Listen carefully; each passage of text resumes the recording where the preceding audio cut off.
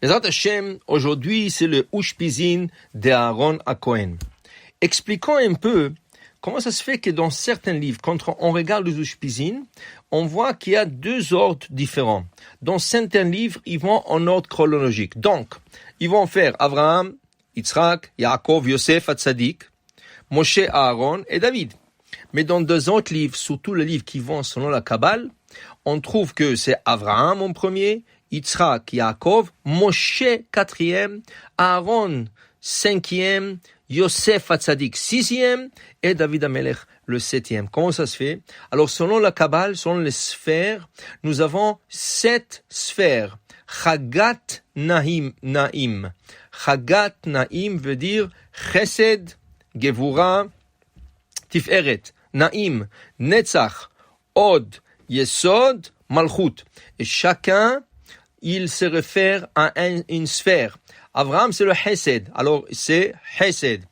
Yitzhak, c'est Gevura. Alors, il est deuxième. Tiferet, c'est Yaakov, qui est la synthèse entre le Chesed et la Gevura. Ensuite, nous avons Netzach. Netzach, c'est Moshe Rabbeinu qui est Achuz, qui est attrapé dans cette qualité de sphère de Netzach. Ensuite, nous avons Hod, qui est Aaron. Nous avons le Yesod, qui est Yosef Hatzadik, Yesod Olam. Et ensuite, nous avons la Malchut, la royauté, qui est David Amelech. Alors, c'est important de garder, selon la Kabbale, cet ordre avancé, Moshe et Aaron avant Yosef. En plus de ça, il y a un de Rabbi qui a expliqué que quand on avance Moshe et Aaron, le 4e jour du Ushpizin, toujours, ça va être le jour où tombera Zayin Adar. Ça veut dire que si, par exemple, Moshe Rabbeinu, il est venu de l'Ushpizin et c'était un mardi, le Zayin Adar prochain, ça va être un mardi. La même chose pour Aaron HaKohen. Si c'est mercredi, parce qu'il suit Moshe, alors le Rosh Chodesh Av de l'année qui s'en vient, comme il est décédé Rosh Chodesh Av, ça va être le mercredi. Alors c'est toujours, on essaye de placer, même selon le Pshat, Moshe et Aaron en premier, car le jour qui vont venir dans le Ushpizin, ça va être leur jour de leur Hiloula dans l'année qui s'en vient. Aujourd'hui, la Hiloula d'Aaron HaKohen.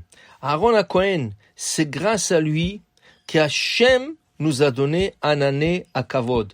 Le nuage de gloire, le nuage de protection. 7 nuages, 4 sur les 4 coins cardinaux, nord, sud, est, ouest, un en bas pour qu'on marche sur un nuage et pas sur le sable du désert pour ne pas être mordu ni par des serpents ni par des scorpions, un nuage par-dessus de nous pour nous protéger du soleil ardent dans le désert et des pluies et des intempéries, et en plus de ça, un nuage qui allait en avant et qui aplatissait les surfaces ou remontait les surfaces pour qu'on a à marcher que sur une surface plate et pas descendre et monter.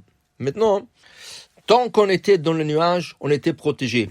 Et aucune nation, aucun ennemi pouvait nous attaquer. Même d'ailleurs Amalek, quand il est venu attaquer le peuple, c'est écrit Kol hanecheshalim acharecha. Parashat Beshalach dit qu'il a attaqué tout cela qu'ils étaient en arrière. En arrière de quoi? Dit Rashi, chaque fois que quelqu'un faisait un péché, le nuage le rejetait.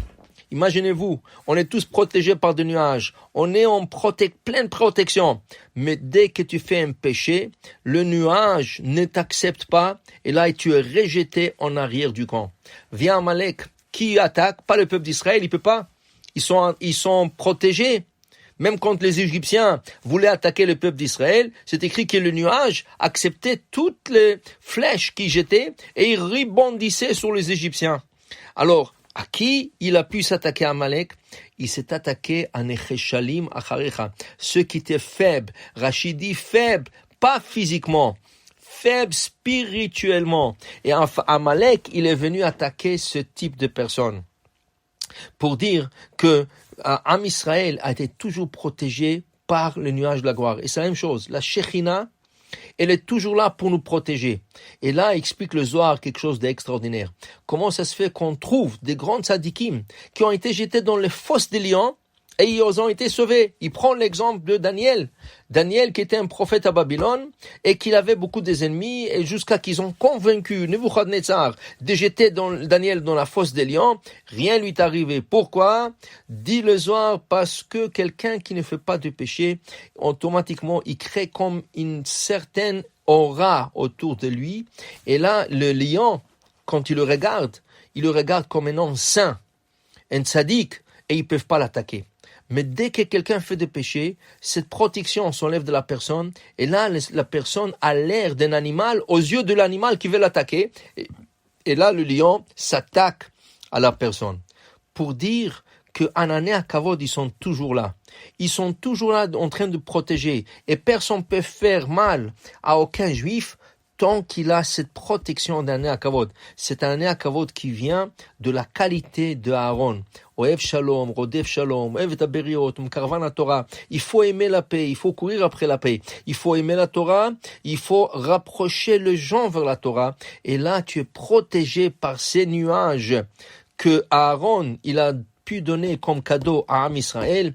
Ainsi, chacun de nous pourra avoir cette protection. Mais il faut être toujours à l'intérieur du nuage pour être protégé par ces nuages. Et pendant la fête de Sukkot, ces nuages sont représentés par la Soukha. Chaque fois qu'on va rentrer dans la Soukha, on est sous la protection de ces nuages. La Soukha est temporaire, mais elle a des grandes bases de protection. C'est là, elle renferme en elle ce miracle de nuages qui protégeait l'armée Israël. Alors quand on rentre dans la Soukha, on plonge dans le nuage de protection. Bezrat Hashem, au mérite d'Aaron à Cohen et ces nuages qu'on a reçus dans le désert, que tout l'âme Israël soit protégé, que tout l'âme Israël guérisse, et Bezrat Hashem, que Mashiach vient, bimera bemenu, amen ve amen.